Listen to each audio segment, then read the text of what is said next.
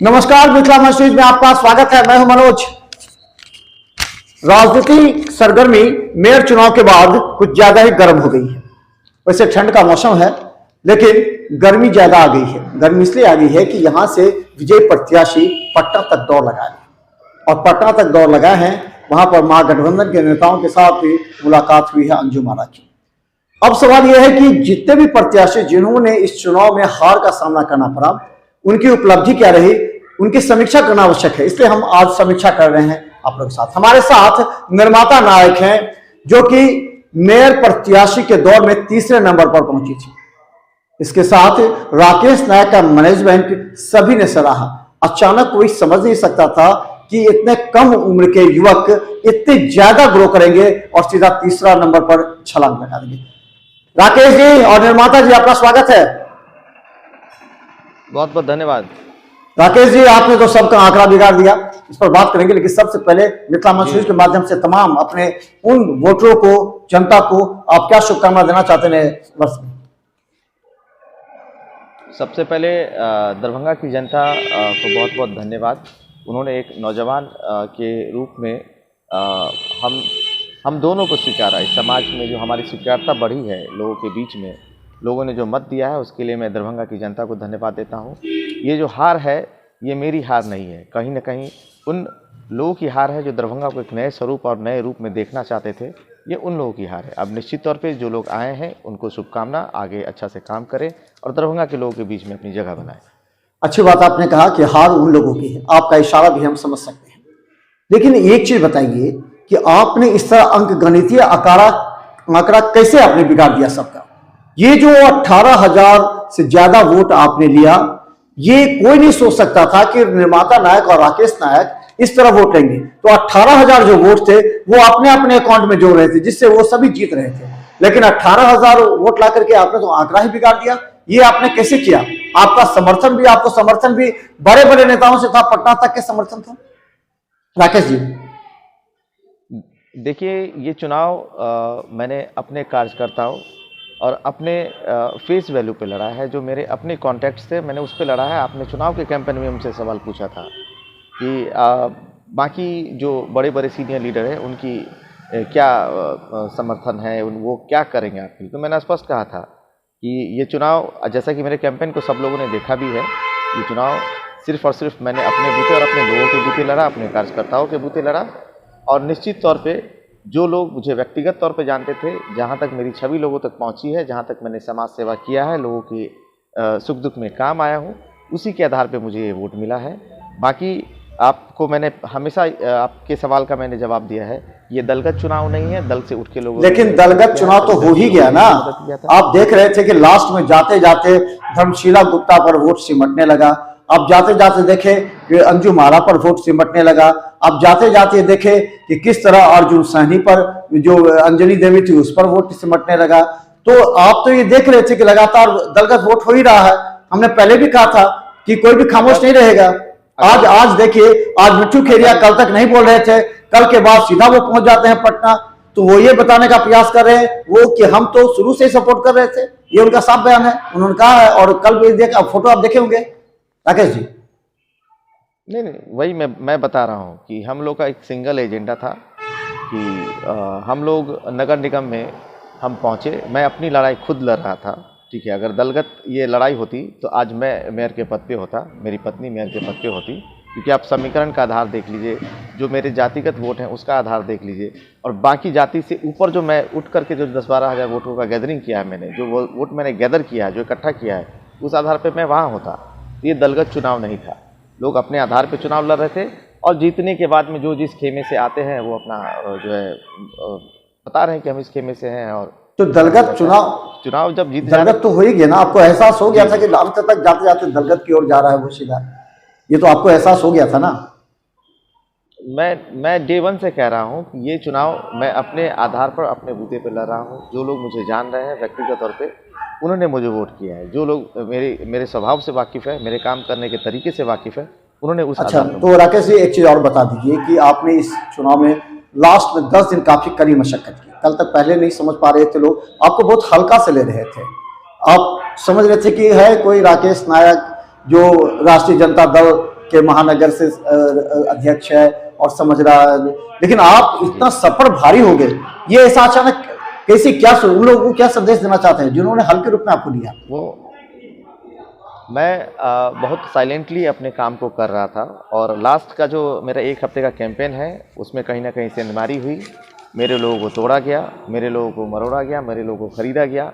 वहीं जाके मेरी चूक है। अगर मेरी स्ट्रेटजी थोड़ी और अच्छी होती तो शायद आज निर्णय कुछ और होता, लेकिन मैं इन सब चीज़ों से ऊपर उठ के मैं संतुष्ट हूँ, अपने प्रदर्शन से संतुष्ट हूँ, अपने कार्यकर्ताओं से संतुष्ट हूँ, जो उन्होंने मुझे मत दिया मैं उससे संतुष्ट हूँ, और अपने आप को स्टैब्लिश करके मैंने दरभंगा में उन सभी मठाधीश नेताओं को दिखा दिया है कि राकेश नायक भी यहाँ कुछ कर सकता है, उसकी भी कुछ राजनीतिक आकांक्षाएं हैं। मैं आपके माध्यम से बहुत दो टूक में अपना जवाब देना चाहता हूँ कि कटता है तो कटता रहे जीवन संघर्ष में, लेकिन जो मेरे मुद्दे हैं, जो मेरे वसूल हैं, मैं उनसे समझौता नहीं कर सकता हूँ। मैं दरभंगा के लिए हमेशा खड़ा हूँ, खड़ा रहूँगा, और दरभंगा के विकास के लिए मैं सूचीबद्ध तरीके से यहाँ जो नगर निगम के संपर्क में रह के नगर निगम से कोऑर्डिनेट करा करके लोगों तक विकास कैसी पहुँचनी चाहिए उसके लिए मैं तालमेल करूंगा। अगर वहाँ विकास नहीं होगा तो आंदोलन। चलिए, एक बहुत बड़ा सवाल मेरा एक है राकेश जी, क्या गंभीरता पूर्वक सवाल का जवाब भी दीजिए और सोचिए भी, क्या मेयर के चुनाव में जातिगत वोट का बंटवारा हो गया? सभी अपने अपने जाति को वोट दिए, धर्म को वोट दिए। क्या लगता है ये प्रजातंत्र के लिए और खासकर दरभंगा के लिए अच्छी बात है? इसका क्या नुकसान और क्या फायदा हो सकता है राकेश जी? नहीं, एकदम बहुत सटीका सवाल है आपका, और ये कहीं ना कहीं जातिगत धर्मगत के आधार पर लोग गोलबंद हुए, लोग इकट्ठा हुए, और अब सभी उम्मीदवारों को देखेंगे तो कहीं ना कहीं सिमटते हुए नजर आते हैं अपने एक समाज के बीच में। उससे ऊपर उठ के मुझे जो वोट मिला है, अब उससे ऊपर मेरा वोट का आकलन आप कर सकते हैं। आप भी दरभंगा से ही हैं, मुझे बेहतर पता है कि आप काफ़ी समय से एक अच्छी और सुलझी पत्रकारिता कर रहे हैं, और आप सबका बड़ा स्नेह मिला है। आप खुद भी देखेंगे तो आपको लगेगा कि लोग कहाँ सिमट गए, और आज जो मेरी फेस वैल्यू ऊपर है तो क्यों है।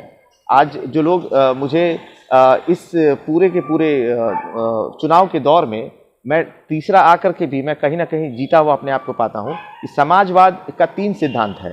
पहला चुनाव जो समाजवादी लड़ते हैं वो हारने के लिए लड़ते हैं, दूसरा हराने के लिए लड़ते हैं, और तीसरा जीतने के लिए लड़ते हैं। इस चुनाव के माध्यम से, आपके माध्यम से, आपके चैनल मिथिला मंच के माध्यम से मैं कहना चाहता हूं कि राकेश नायक समाजवाद का 2 सिद्धांत यहां पे लागू करके दिखा दिया है।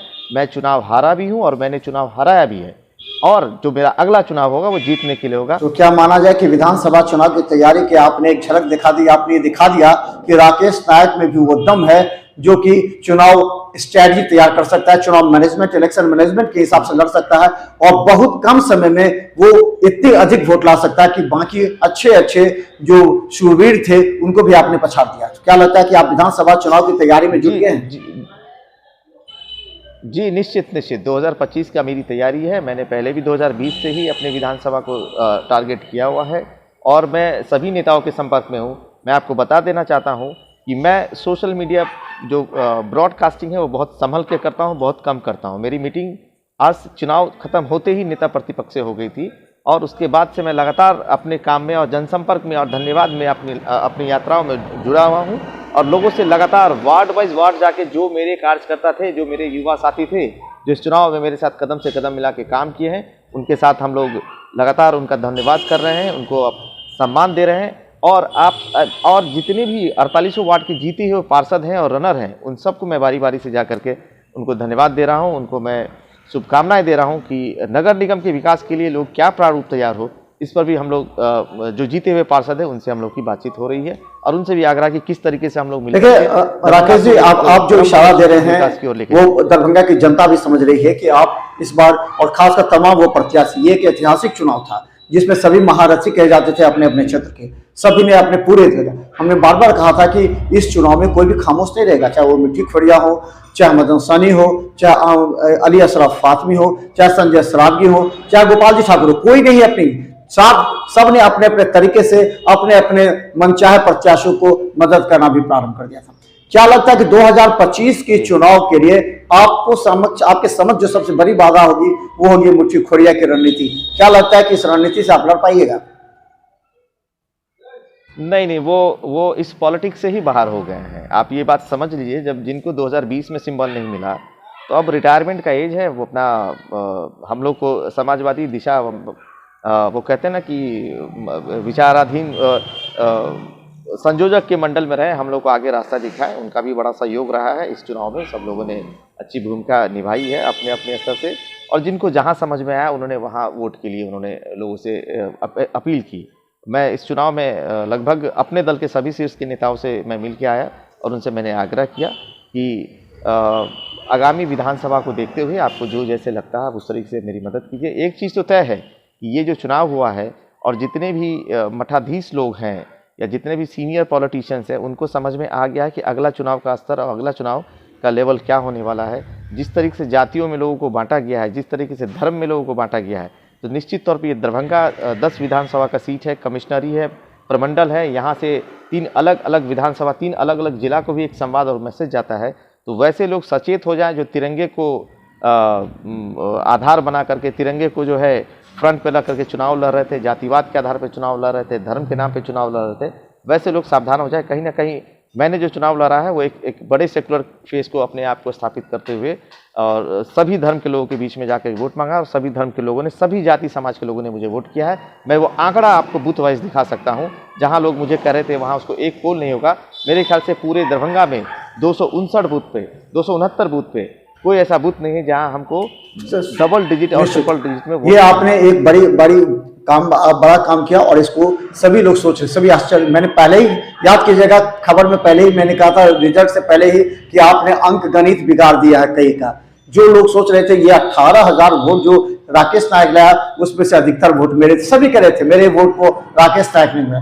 तो क्या लगता है कि आने वाले इस विधानसभा चुनाव की तैयारी आप प्रारंभ कर दिए हैं, बिगुल फूंक दिए हैं, और क्या संदेश देना चाहेंगे वो तमाम जिन्होंने 18,000 लोग जिन्होंने आप पर पूरी तरह आस्था व्यक्त की है? मैं आपके माध्यम से जो 18,500 700 समथिंग जो भी वोट मुझे मिला, उन सभी लोगों को मैं धन्यवाद देना चाहता हूं। उन लोगों को भी धन्यवाद देना चाहता हूं जिन्होंने किसी कारणवश मुझे इस चुनाव में मत नहीं दिया, किसी कारणवश इस लड़ाई में मेरे साथ में नहीं थे। मुझे उम्मीद है कि जब अगली विधानसभा की लड़ाई में लड़ूंगा तो निश्चित तौर पर वो सब मेरे साथ में होंगे, क्योंकि दरभंगा एक बदलाव के मुहाने के बयार पे थी, और निश्चित तौर पे हम लोग जिस एजेंडा के साथ में राजनीति कर रहे हैं बड़ा सुलझी हुई छवि है, और सुलझे हुए विचार से मैं राजनीति कर रहा हूँ। मैं दरभंगा की जनता को धन्यवाद देना चाहता हूँ, और मैं उन्हें वादा करता हूँ कि पुनः 2025 में आपके बीच में रहूँगा, और इस बीच की कड़ी में जो 2 साल का है, कड़ी मेहनत के बाद अपने आप को पुनः एक मजबूत तरीके से स्थापित करने का प्रयास करूँगा। निश्चित तौर पर मुझे जो अपने नेताओं का आश्वासन मिला है उसकी तैयारी में कर रहा हूं, बाकी लोग हवा में हैं और हवा में ही रह जाए। तो धन्यवाद। हम बता दें राकेश नायक जिन्होंने सभी का अंक गणित बिगाड़ दिया।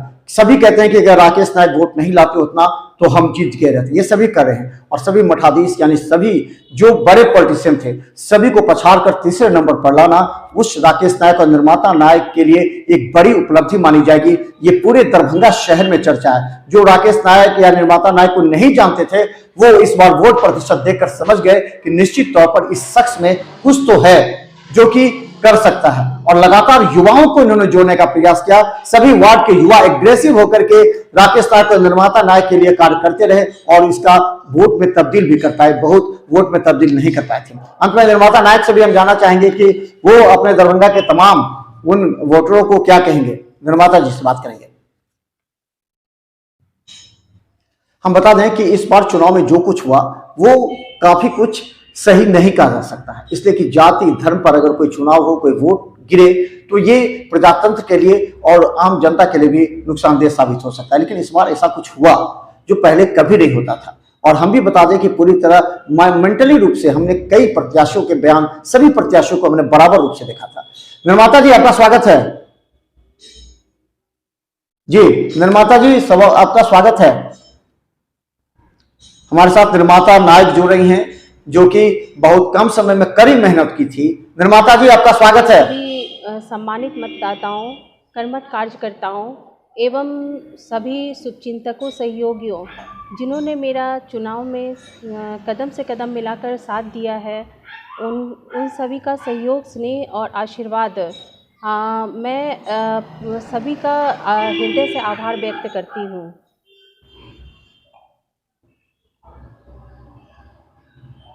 निर्माता जी आप तो इससे पहले चुनाव का इस तरह कभी आपको अनुभव नहीं रहा होगा, आप एक घरेलू महिला भी हैं, हालांकि लोगों से मिलते रही हैं।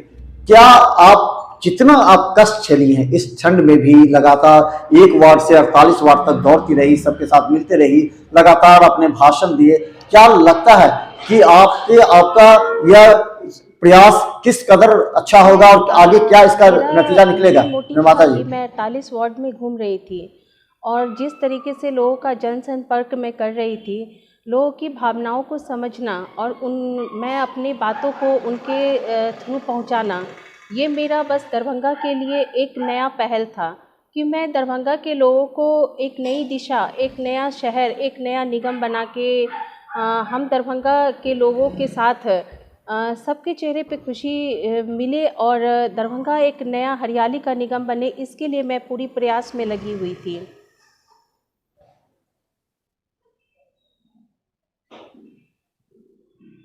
तो धन्यवाद। हमारे साथ निर्माता नायक है जिन्होंने सभी को धन्यवाद दिया और एक महिला इतनी तेजी से उभरी जिस सबके जुबान पर आई, आखिर ये निर्माता नायक कौन है। अभी दरभंगा के बहुत से लोग नहीं जानते होंगे, वोटर नहीं जानते होंगे कि आखिर निर्माता नायक क्यों है, लेकिन जब सभी महारथी प्रत्याशियों को हराते हुए तीसरे नंबर पर पहुंची, सभी जानने लगे हैं और सभी ये आशा और विश्वास करते हैं आने वाले समय में निश्चित तौर पर निर्माता नायक को और ऊर्जा मिले और शक्ति मिले कि वो दरभंगा की राजनीति में बेहतर कदम रख सके। तो धन्यवाद निर्माता जी, धन्यवाद राकेश जी।